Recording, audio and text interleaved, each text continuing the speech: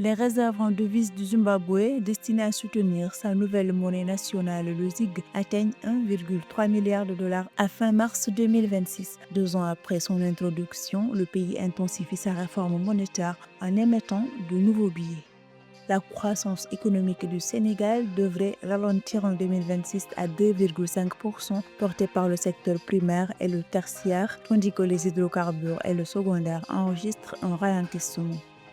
Face à des besoins urgents et émergents, le Kenya augmente son budget 2026 de 3 milliards de dollars, portant les dépenses publiques à 36,2 milliards de dollars afin de renforcer la sécurité, l'éducation et les infrastructures stratégiques à 3 mois de la clôture de l'exercice 2025-2026.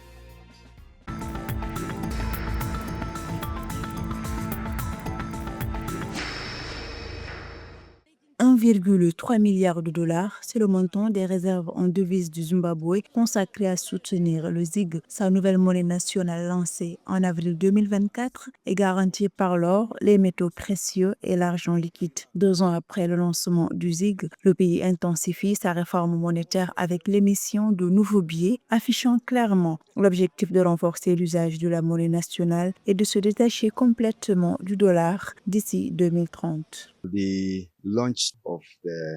Le lancement de la nouvelle série des 5 grandes ZiG représente une initiative audacieuse du gouvernement. Il s'agit de s'assurer que nous ayons une véritable implication dans la propriété de notre monnaie. Le 7 avril 2026, la Banque de réserve du Zimbabwe a lancé de nouveaux billets ZiG de 10, 20 et 50 avec des coupures de 100 et 200 ZiG prévues ultérieurement. Cette initiative vise à intensifier l'utilisation de la monnaie nationale et à diminuer la dépendance aux devises étrangères. Les anciens billets continueront tout de même de circuler en parallèle jusqu'à ce qu'ils soient entièrement retirés. L'importance des 5 grandes dans notre pays est immense et ce précieux héritage se reflète désormais sur nos nouveaux billets. Ces billets ZiG sont lancés en un moment stratégique, alors que le Zimbabwe atteint d'importantes étapes économiques. Ce programme vise à établir le ZiG comme la seule monnaie légale du Zimbabwe avant 2030, réalisant ainsi la volonté du président Emmerson Mnangagwa. Il s'agit de réaffirmer la souveraineté monétaire du pays tout en renforçant la confiance des citoyens et des marchés.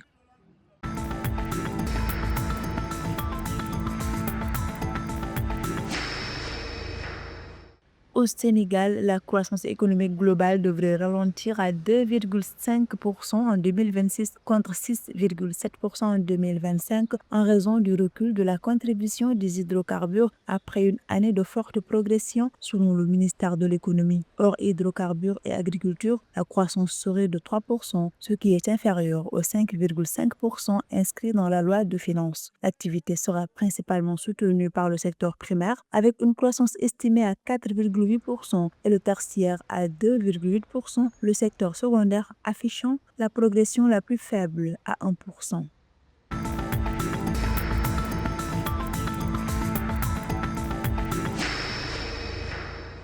Le Kenya a revu à la hausse son budget 2026, augmentant ses dépenses publiques à 3,3 milliards de dollars pour les porter à 36,2 milliards de dollars. Cette révision vise à financer les priorités urgentes et émergentes comme la sécurité, la gestion des catastrophes et les infrastructures stratégiques. Le secteur de la sécurité reçoit 465 millions de dollars supplémentaires et l'éducation 451 millions de dollars additionnels. Pour couvrir ces dépenses, le gouvernement kényan prévoit d'augmenter les recettes non fiscales, notamment dans la privatisation, et alloue 136 millions de dollars supplémentaires à l'Autorité nationale des recettes afin de renforcer la collecte fiscale.